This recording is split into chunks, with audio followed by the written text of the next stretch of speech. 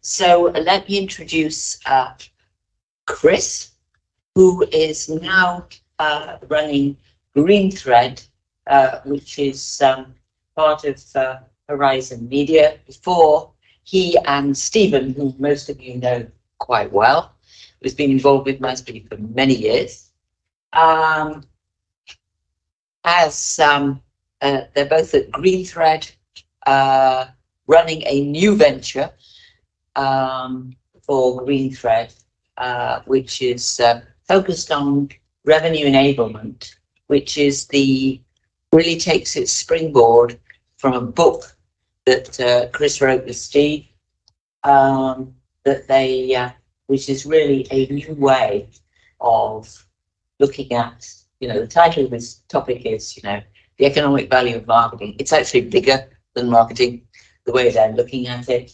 So it will fit in quite well with some of the stuff we've seen before, say, from Edgar, who's also taking a very different spin. It's all about customers on it. So this is a sort of contribution to one of our key priority initiatives, in a way. It's on the theme of the economic, demonstrating the economic impact of investment. And Karen, for many years, ran analytics globally for General Motors, now has her own show, but is also a pillar of MASB. Absolutely invaluable to MASB. Yeah. So she will stimulate the conversation afterwards. We will indeed. Thank you, Joanne. I appreciate the introduction. Actually, MASB has played a role in my career, and I'll talk about myself in a second.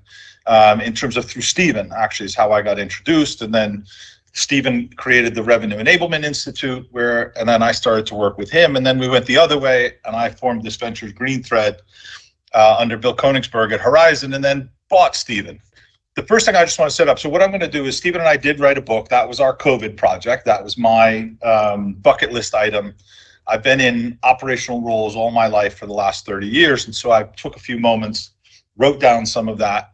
And what I think is interesting to you guys, as I go through a quick 10, 15 minute, just breeze through the book, is it really is all about a systems-based approach to growth.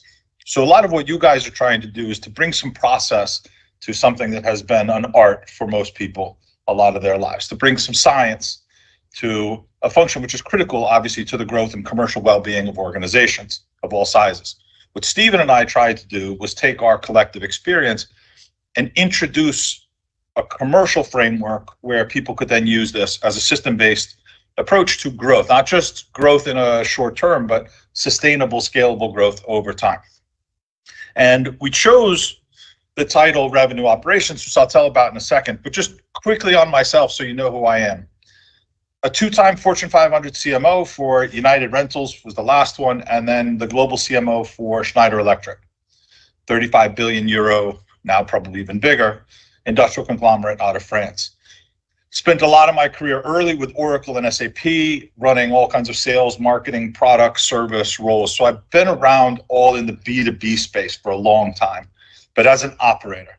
Started my first job, actually, if you can imagine, Irish-Italian guy from Boston with a German last name, was as the first ever sales rep in the former Soviet Union for Oracle in Kazakhstan, based in Kazakhstan.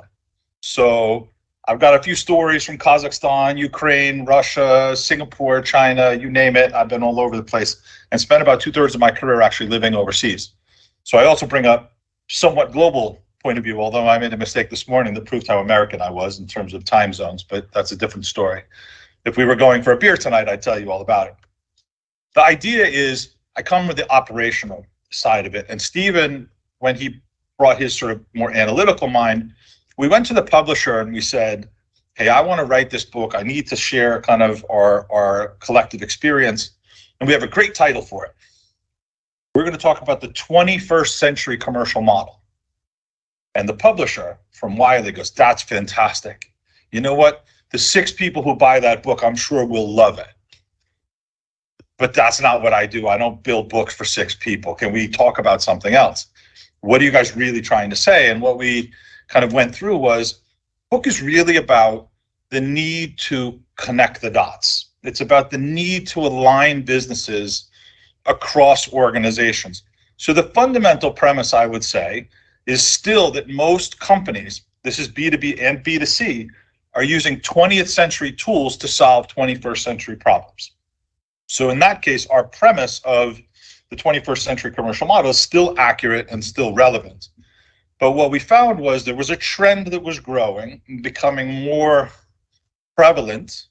And in fact, according to LinkedIn last year, was the #1 growing job title was revenue operations, was this concept of revenue operations. And what is revenue operations?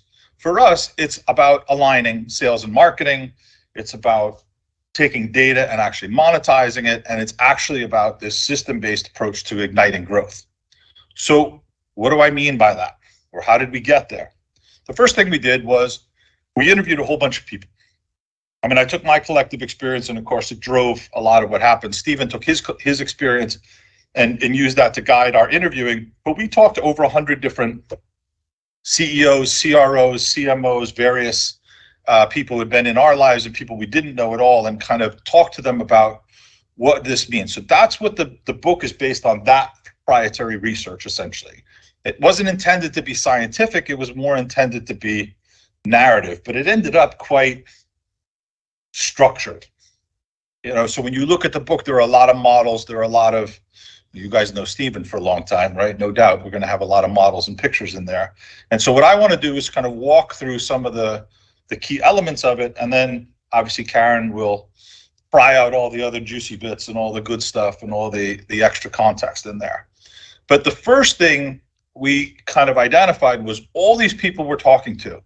The #1 profile of organization we were hitting wasn't B2B, wasn't B2C. It was complex, fragmented businesses who felt like they had lost control of the revenue cycle. And when I say the revenue cycle, I mean the whole process of driving demand, driving purchase and transaction, and then the consumption model after that of deepening relationships and driving loyalty and future purchases. Now in the B2B space, where I consider myself more fluent, this is even more relevant because if you think about the way companies buy, it's an iterative cycle.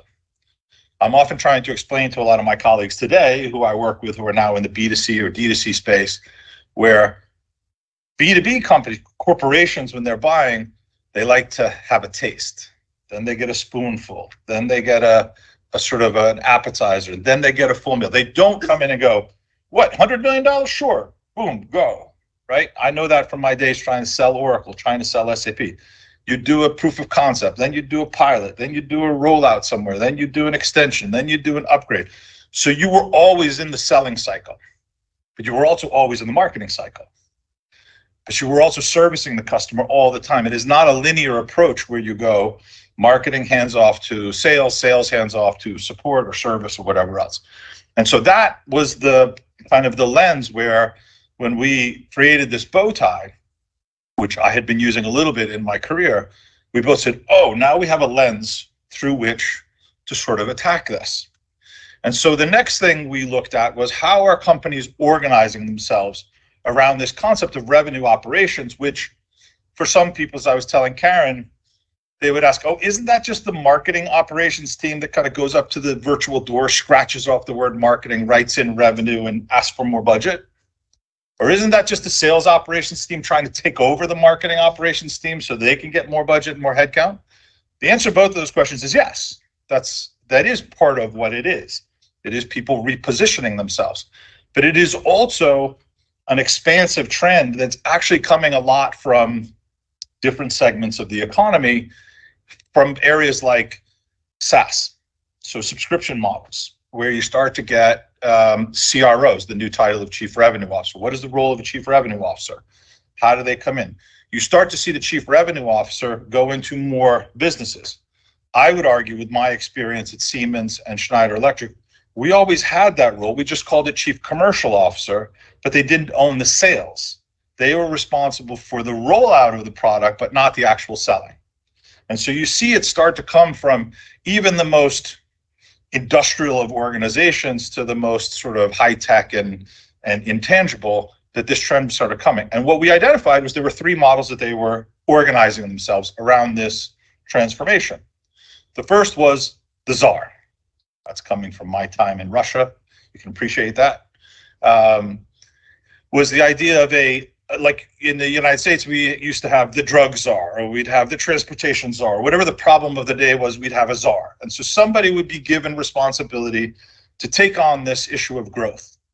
Because remember, the default is the CEO is responsible for all integration, because that's where the buck ultimately stops. And the CEO was like, I don't want to decide how the marketing campaign needs to map into the sales team. That's not my job. You guys go figure that out. So he or she would put somebody in charge. That's the czar.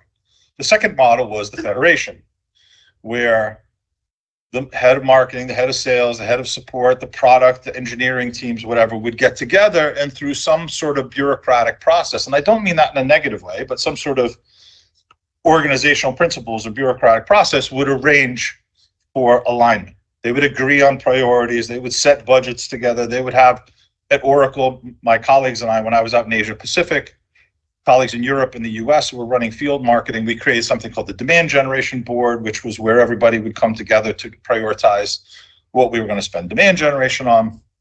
So there's this federation, and in a lot of cases, it is the federation that's sort of the default model. And then you have the third model, though, which is the chief of staff. And we call that the chief of staff, call it that the RevOps rock star, or the data kind of master of all the data, which then is feeding up a truth, a common set of data to all the different leaders, and that's the basis of the collaboration. So you can argue on the merits of all of them. They all have pluses and minuses, but this was sort of the archetypes that we saw.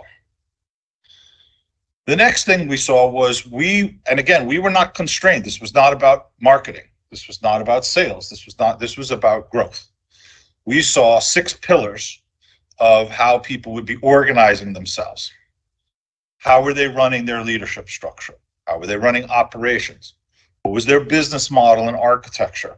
I'm sure we'll send all these slides so you can have all this. And obviously, if you need a picture, we'll send it to you. But commercial, how were the insights? How were they getting data? How were they getting analytics? What were they using to sort of drive themselves? How were they enabling their selling channels? Not just the sellers, as Stephen calls them, the people with mouths who walk around and tell your story, but the online. How were you enabling the online? How were you enabling your dealers, your partners, all those? And then how were you actually managing your growth assets?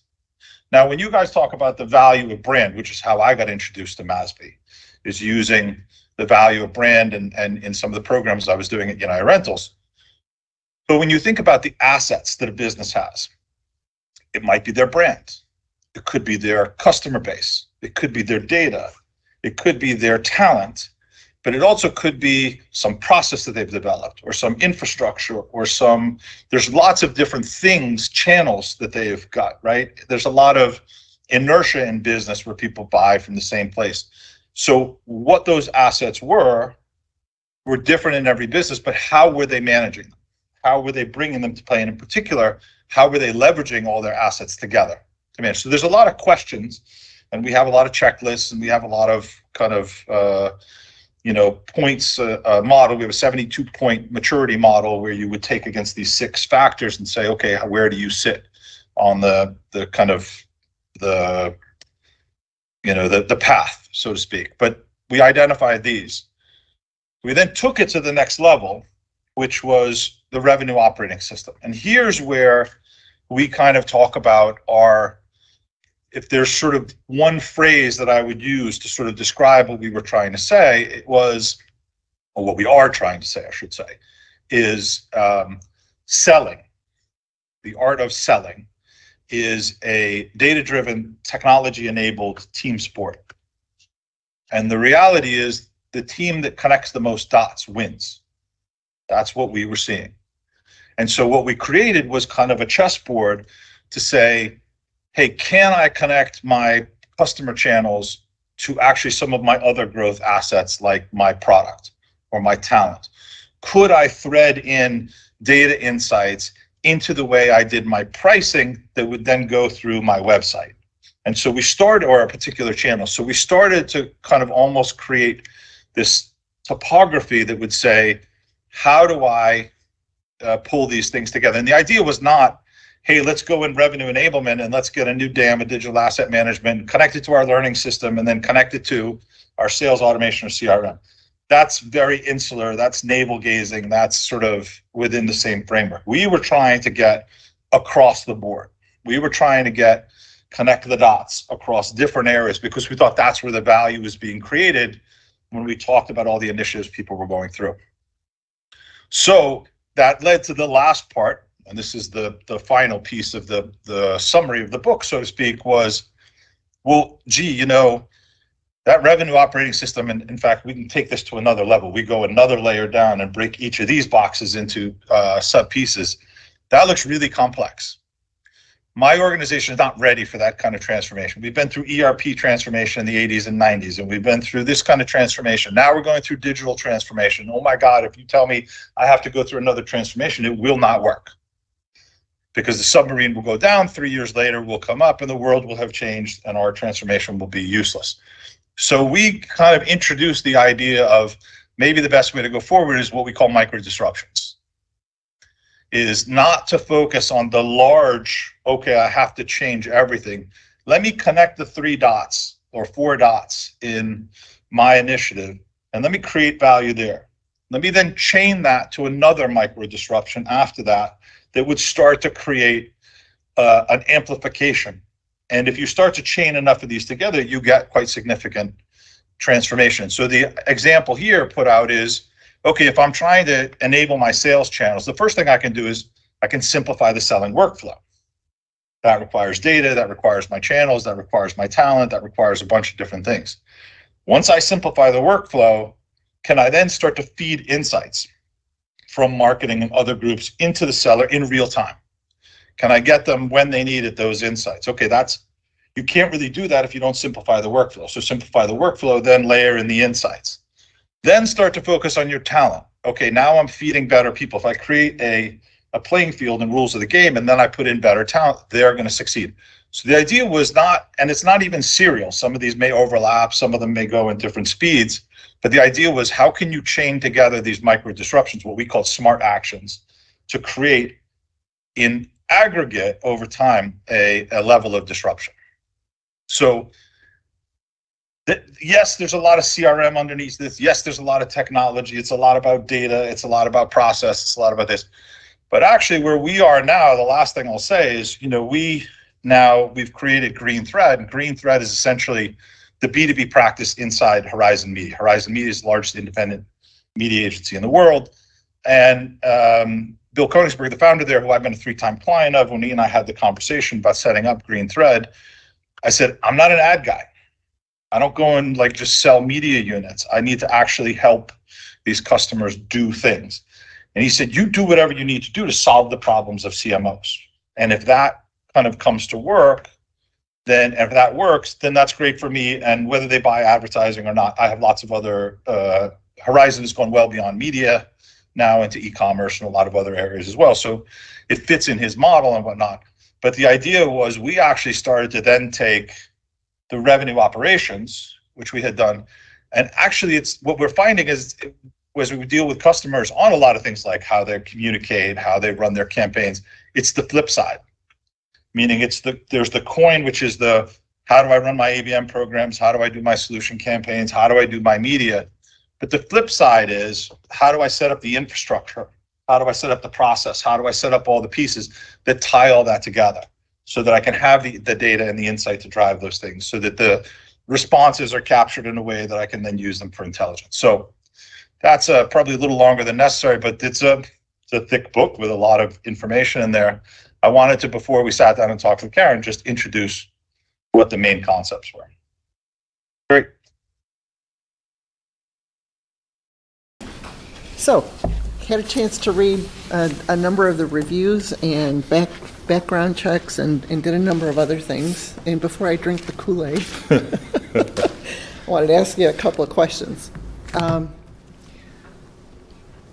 One is based on it looked like your connect the dots was very much consistent with your philosophy of how folks are buying those bigger B2B purchases in terms of I'm going to start small, I'm going to go here, and then I'm going to go there. So it looked like a an interesting implementation plan. But one of the questions I had was, how or has this changed the definition of roles within the organization? So if I look at let's set digital aside for the moment, Yep. but if I look at a very traditional organization, it's always marketing's job to go find them, sales job to go close them, customer relations, go fix the problem. And it was never anybody's job to keep them warm, Correct. qualify them. And once digital came into play, it was like, it was just so cheap and so fast to go find another fish that, heck, it all just Who went by cares? the wayside. Who cares? Does this help re-engage an organization and create more of a process that allows for broader lead management, and where is that role in that process? It's a great question, and it goes back to the fundamental premise of, I talked about 20th century tools trying to solve 21st century problems. That process you talked about, whether you call it a waterfall or a lead management or whatever, somebody calling? Sorry. I'm busy right now, thank you. The idea of like marketing goes and finds them and creates a marketing qualified lead. That marketing qualified lead gets handed over to sales. They turn it into a transaction. As soon as that contract is signed, they're off hunting over here and they hand it over to somebody else. And in complex solution businesses, what would often happen is the project manager would come in and go, okay, what did we sell again? What are we actually supposed to implement here? How is this sort of work, right? So the first thing that we can try and do by setting some rules of the road and some process across it is we can maintain some consistency of data, consistency of kind of what's happening to the customer and the handover. That's like at the most basic level. The second thing that then happens is we started to recognize, and this is the bow tie, that sales actually wanted to get involved a little earlier sometimes.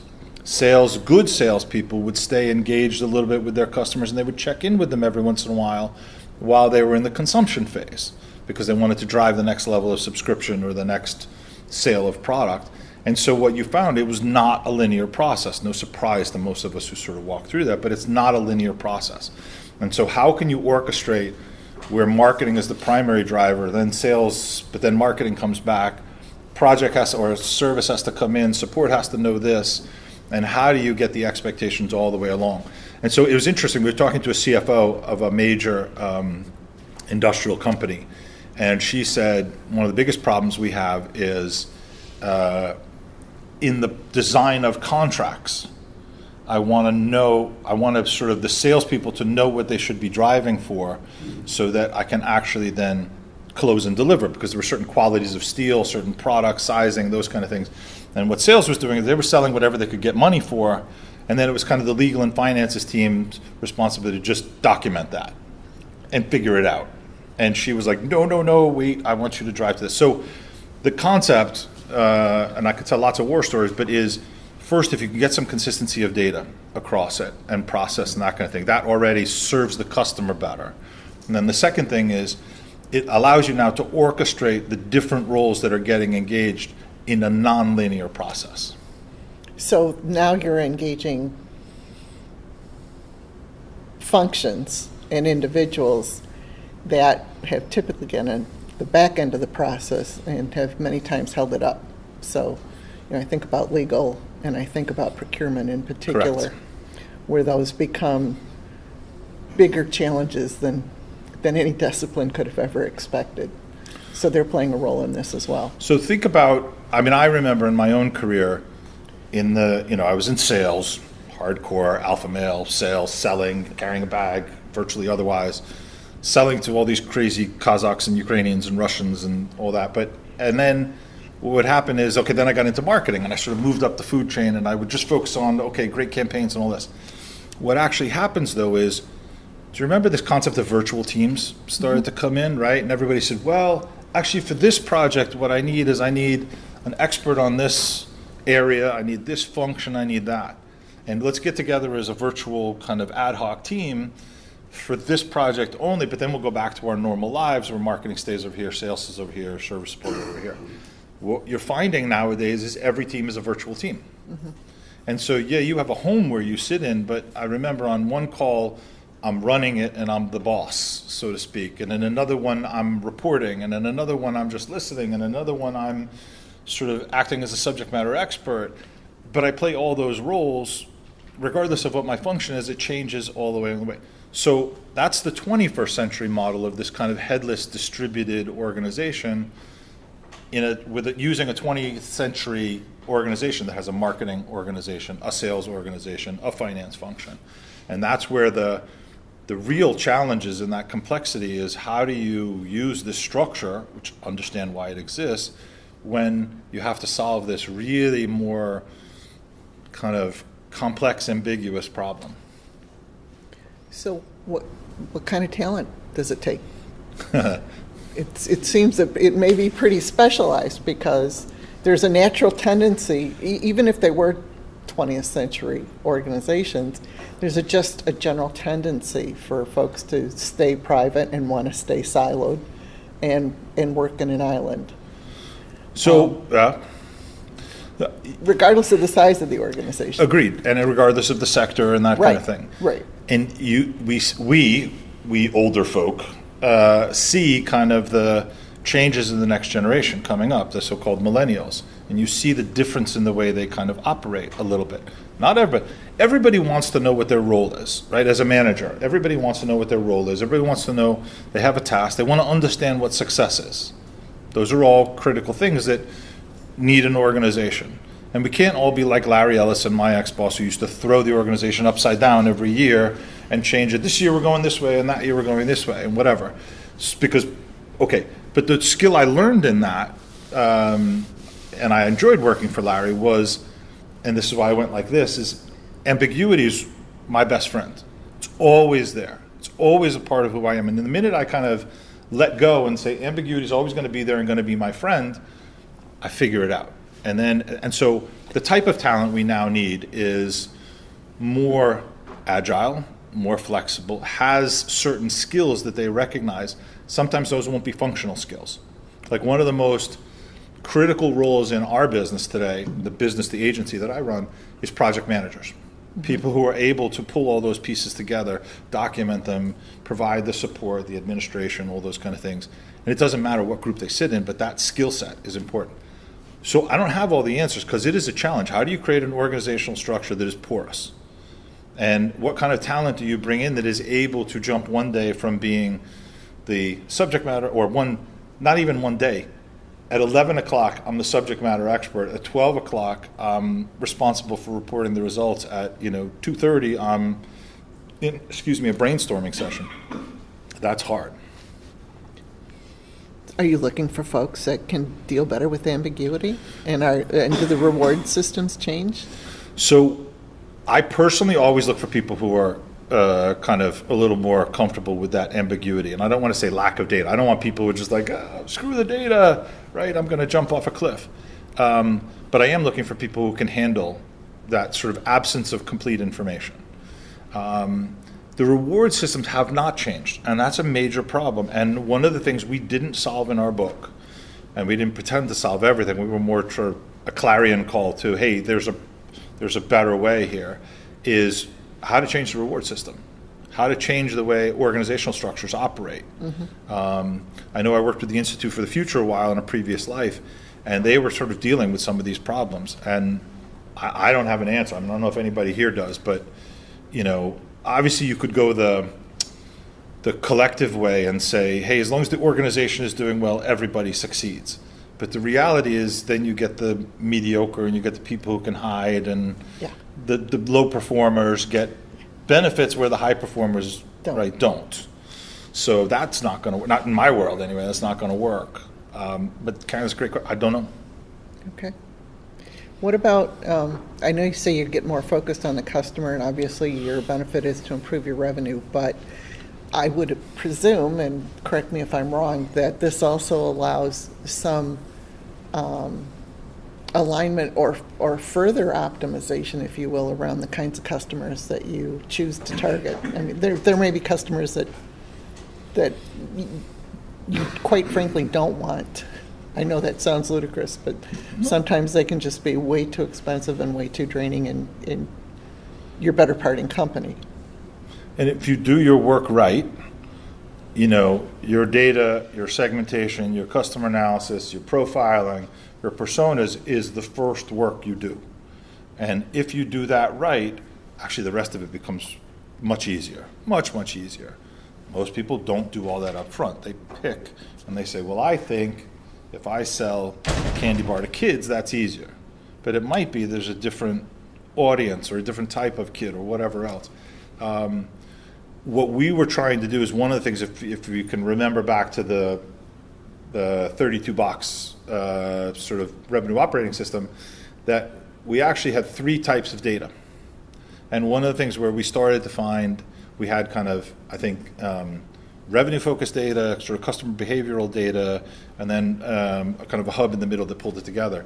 But the idea was if you can start tying together different pieces of data that most organizations can't, you start to see insights that can drive you and say, like, I thought this customer was profitable, but in fact, they're creating massive problems downstream in the ability to deliver, or they're asking for so many customizations in the contract or this or that, we actually don't make money out of them.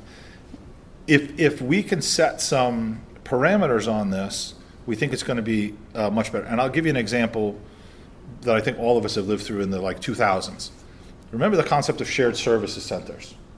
You used to, for those of us who worked globally, I would always go and say, hey, I was out and I spent a little too much on that steak dinner. Do you mind just approving my expenses? And the local person who was talking to me would be like, all right, as long as your boss says it's okay, yes, I'll approve the expense. I wasn't doing anything crazy. It was a big deal. I bought a nice bottle of wine, or I did whatever, or I spent too much on this, or I flew business class one time. And the local admin or finance team, if they got the right approval, they would say, yeah, sure, okay. Then all of a sudden shared services came in. And I was living in Asia at the time when we did it at Oracle, and it all moved down to Australia. And I had a team that was doing shared service.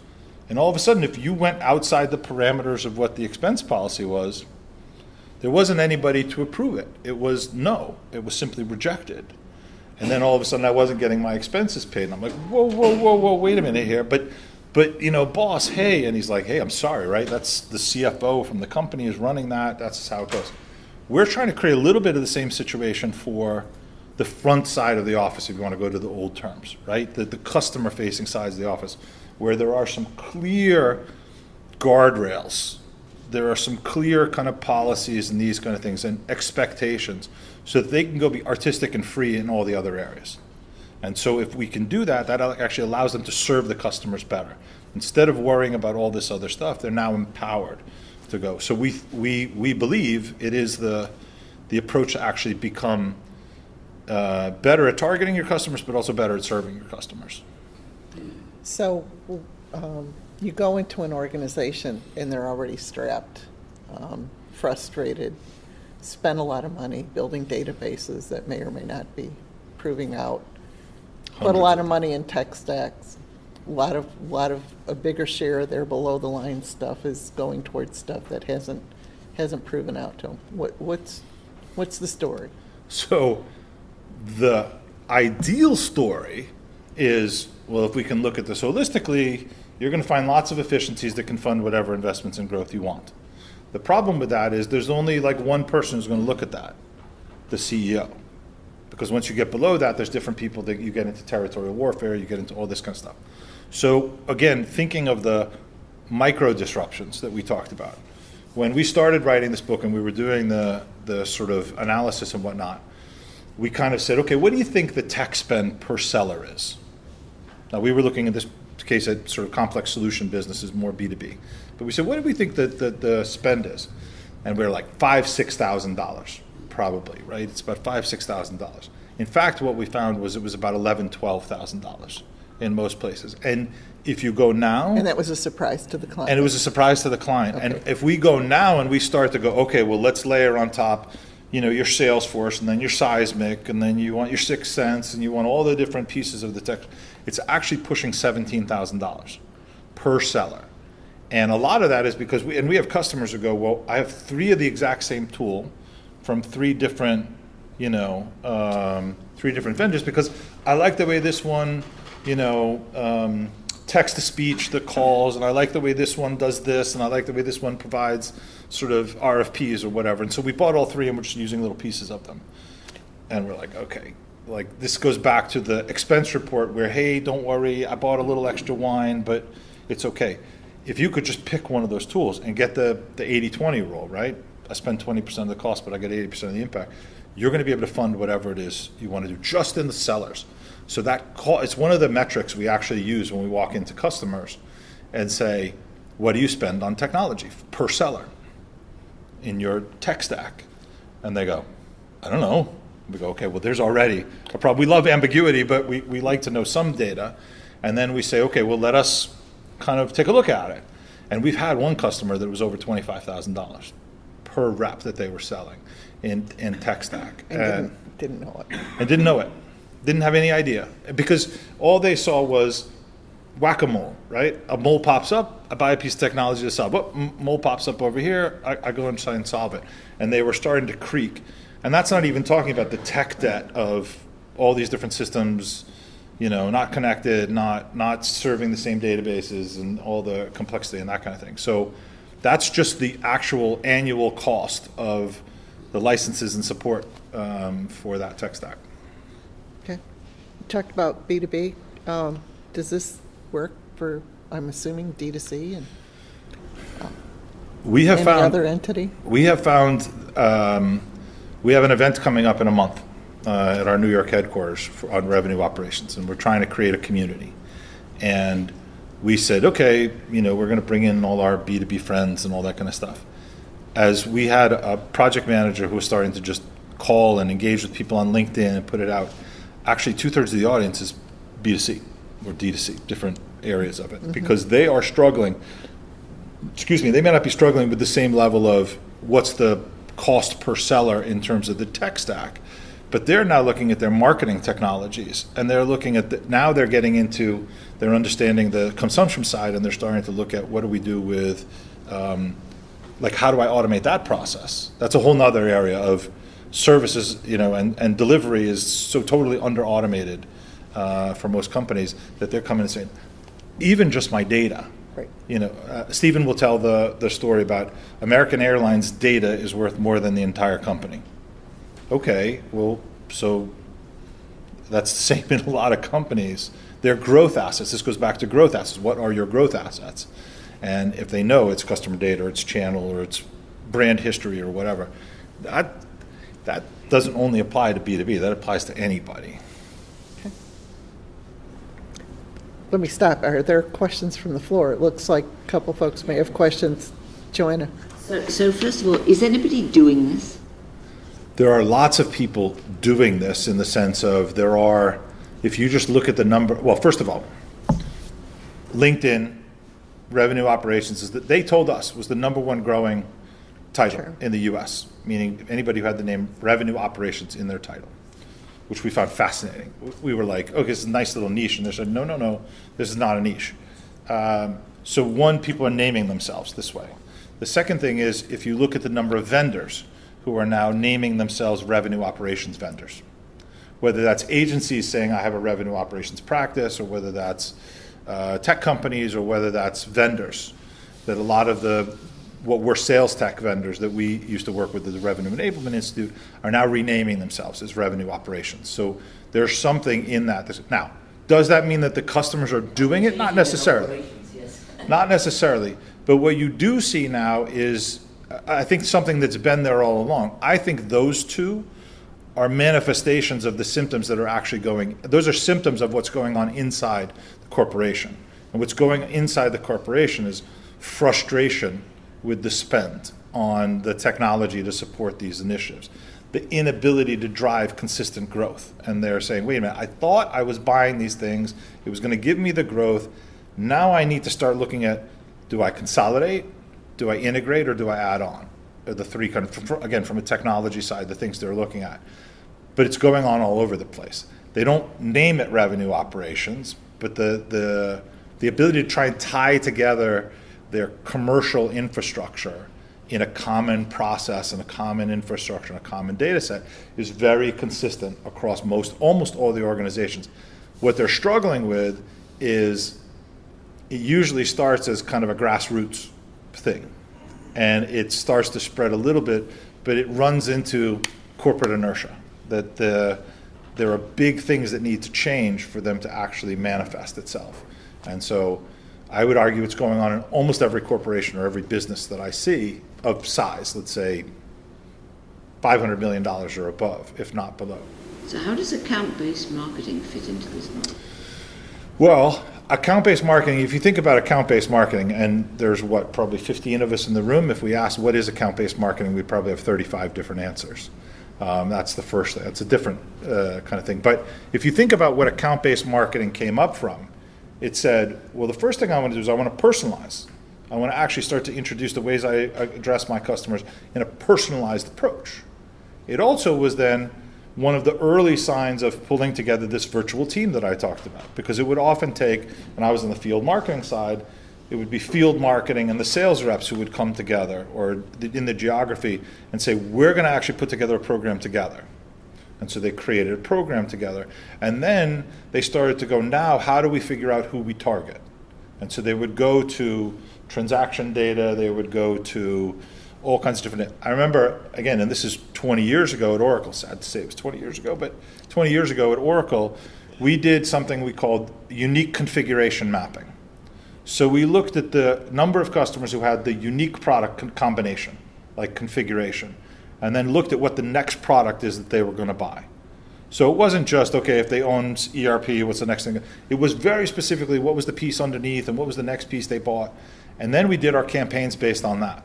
So if you think about that at an aggregate level, that is personalization to be more customer-centric. That is collaborative to be bringing different organizations together. And it's more tech and data enabled to sort of drive it. So ABM was almost one of the first kind of formalized programs that started to take the same philosophy, I would say. You don't call that revenue operations, but it took the same philosophy that we're trying to sort of lay out here. And ABM, it's interesting enough, we were even yesterday with a customer who's a B2C customer, and he was talking about, it's a furniture company, and he was talking about how the work from home is sort of hurting him because he was selling to businesses and all that, and he was looking for ways. He said, how do I get my people to come together? And we actually talked about ABM as an example to sort of do that. And he said, I thought that was all enterprise and that was all the big tech companies and that was sort of the rage in B2B. And we said, well, but if you think about those three concepts and you use them together, you can actually move your team forward. And he loved it. So it's working in there. One of the things that we're seeing a lot on this, and you kind of alluded to it at the top of your presentation, is that a lot of RevOps teams or operations, right, are populated by people who understand their stacks really well, who have spent their careers in marketing operations or sales ops or whatever, assembling data sets,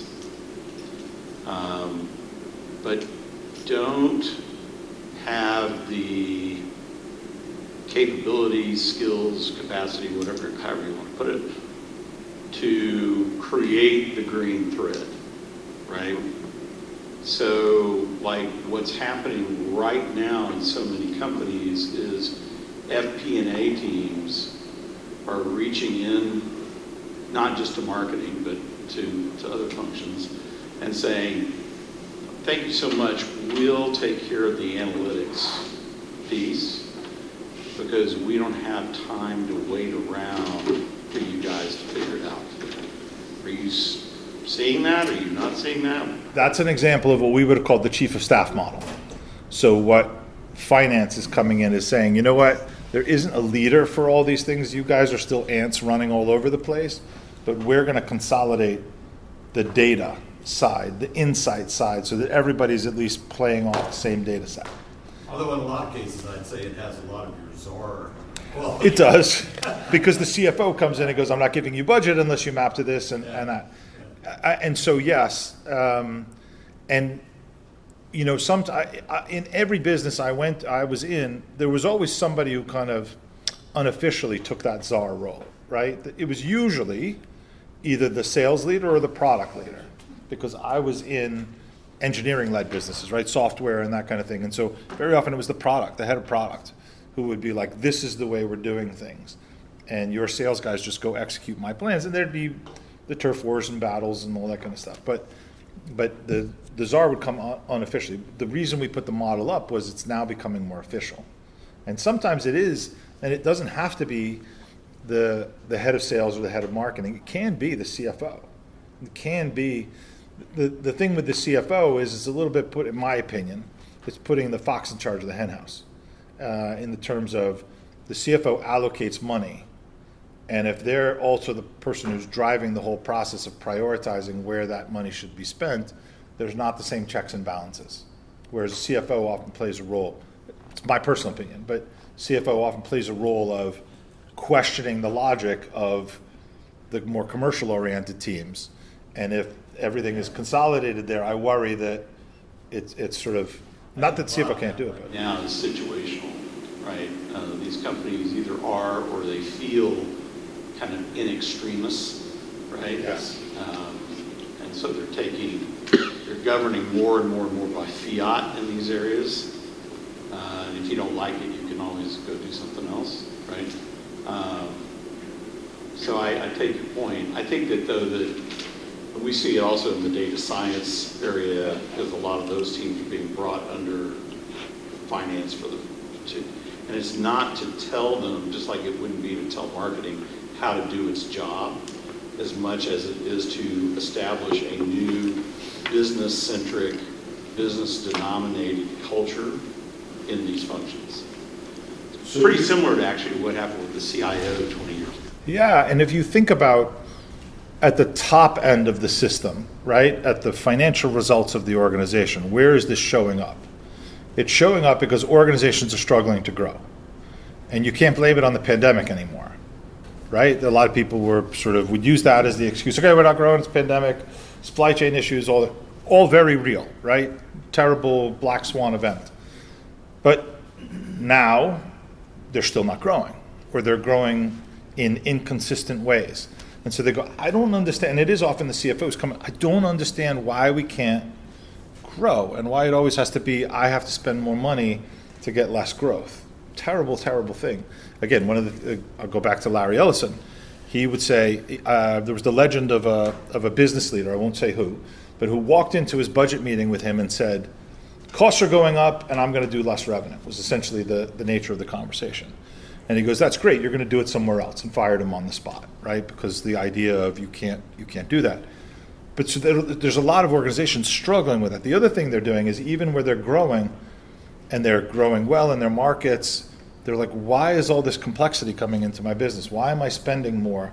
I don't understand where all these costs are popping up, and they're in areas that we're not saying are investment areas, they're just the costs just keep. Do you feel like that's because, I mean, this is something else you brought up several times, they don't understand the non-linearity of business?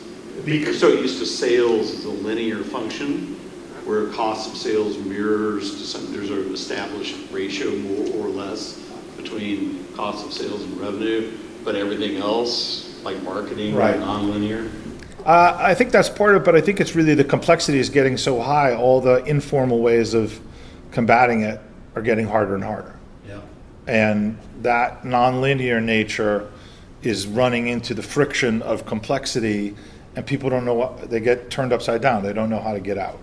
And so if you can sort of, and so a lot of times it's growth at the top end, right? It's growth or it's cost are exploding and they can't explain why. And then inside it's complexity is just falling over and they're struggling. That's where we see it often, is we see the complexity. So because I mean, I think you totally nailed it, right? The issue here is connecting the dots. How are you advising them to actually account for the space between the dots, the relationship between the dots as opposed to the dots? So there's a couple of really interesting ones, and I'll use a purely marketing one to say this is not a functional war between different groups, actually even in-house at sales or in marketing. So when I was CMO of United Rentals, I walked in, and on the first day, $5 billion organization, I had an $18 million marketing budget. I knew I was walking into a very low marketing budget, a little different than GM. Yeah. And the CEO was like, we never had marketing, we never did this. And I was like, all right, but I loved the IoT story and all these other kinds of things that we got to do there, the digital transformation, all that. But what was interesting is then I looked outside my budget. And there was a $9 million spend. So 50%, I had $1 million media budget, $18 million marketing budget. There was a $9 million budget on what? Putting decals on the side of equipment that the fleet team was managing. They were putting 1-800-UR-RENTS or UR.com. I finally got them to put UR.com, not just 1-800-UR-RENTS. It was $9 million to put those decals on. And I asked a simple question. Is that worth it? Right? Is that more effective? Should I take my $1 million in media spend and put it over there? Should you take $2 million of that spend and put it over in media spend or digital whatever? And everybody's like, what are you talking about? And I said, well, wait a minute. In marketing parlance, we would have called that owned media, right? Or ambient media, or whatever you want to put it. But I had 300,000 pieces of equipment that were sitting on job sites in front of customers 12 hours a day, and I was having a little advertisement on it. And it was probably more powerful than the stuff that I would put in trade magazines or digital or retargeting or whatever else you want to do. But I didn't know, right? I didn't know what the right balance were. And the balance had grown, it was 90-10 in terms of how the media was spent. So one of the first things we go into marketing teams and talk about is saying, look at your media, how you're communicating with your customers, and look across paid, owned, earned, shared. Sponsorships, shared media, affiliates, all that kind of stuff. I go, what do you mean? Okay, well, I got a $10 million sponsorship budget over here. I've got a $35 million media budget over here. I've got a $15 million digital transformation budget over here. And when I say owned media, again, I'm not just talking about like my website.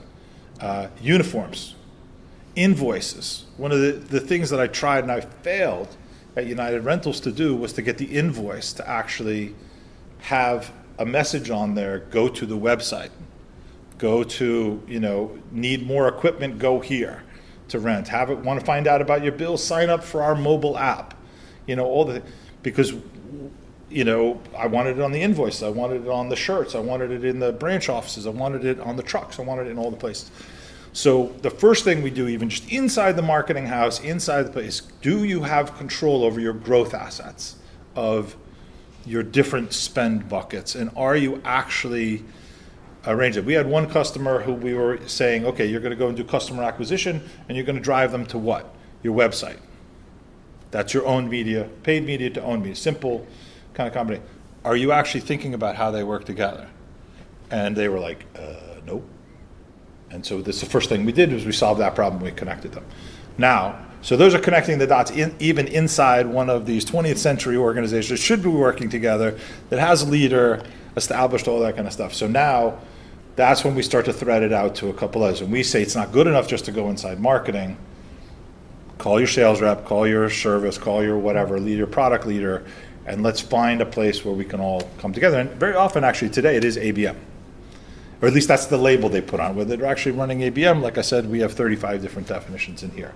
But that's where you see the financial implications. And so go back to your brand value kind of metric and matrix. They're going to lose market share because they're having problems with their channels, or they're having problems with something in their brand because it's becoming too complex. And so the customer experience is losing. There's different symptoms and permutations of it, but at the end of the day, the balance sheet goes, we're not growing consistently and our costs are going up. And that's where we come in and say, look at the complexity internally, and can you sort of relieve some of that, release some of that friction and pressure internally. Are you planning to measure the financial results of this approach? What are you going to recommend? So we use the revenue value chain, which Stephen used to call the marketing value chain, but we switched it over, and it was actually part of the work that he brought to me from MASB, right? Was some of the stuff it's essentially your diagram, but flipped in a slightly different way, where we started to say, if I'm going to take these initiatives, what are the expected customer benefit, or what are the expected changes I expect from that? How is that going to change customer behavior? That change in customer behavior is going to turn into what kind of change in the transactions or business, how are those transactions going to create financial results? And those financial results are going to change what in the balance sheet? And so that chain of events, what I used it for, just personally, was I went to my board at United Rentals and I said, we are investing in building an online channel for rentals, which nobody had ever done before. We raised in 2 years, we had about $25 million in, so to speak, online sales. We got it to $300 million in 2 years by kind of doing some of these things. And I said to them, okay, if we do this, it's going to, increase the number of transactions, lower the cost transactions here. And I went down this chain and they go, okay, we don't believe this. And we went to one of the hooks in the chain and they said, we don't believe this is going to happen. I said, great. Because if I come in and say, I'm going to put up a new website and we're going to generate $275 million in revenue, they'd go, bullshit, right? We don't believe it.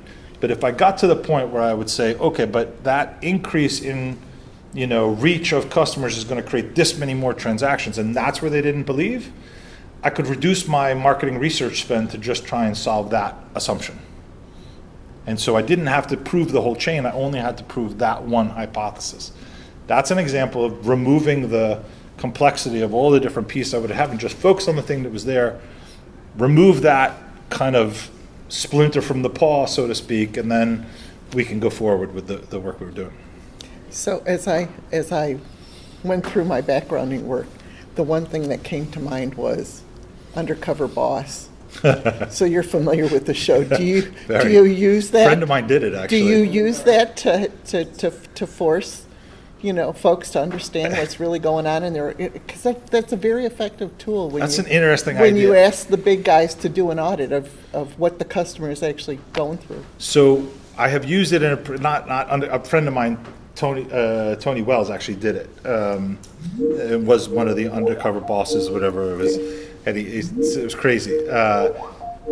What we have done in the past, it's an interesting thing, is taped interviews with people. So I don't know that we'd necessarily put people in mustaches and wigs and stuff like that, but what we have done before is taped interviews with customers, taped interviews with staff, and force them to sit and watch what the customers say. Now, I haven't used it at GreenThread yet. Stephen marked this down. We should be doing this, actually. We're interviewing and we provide them the notes, but actually the visceral Karen said this. Oh, that's painful to watch. And I know if I've used that effectively as a tool where you take one of the brass and it's like you're trying to make a systems chain for a number of things in a process, and you say, go try it as an anonymous customer. Yeah, today's anonymous world, shopper calling. Today's world versus Yeah, that's a great idea. I'll use it. Thank you. You've just given me a trick. There you go. Okay, I think we're out of time, but this was, thank you very much. Thank you. Thank you.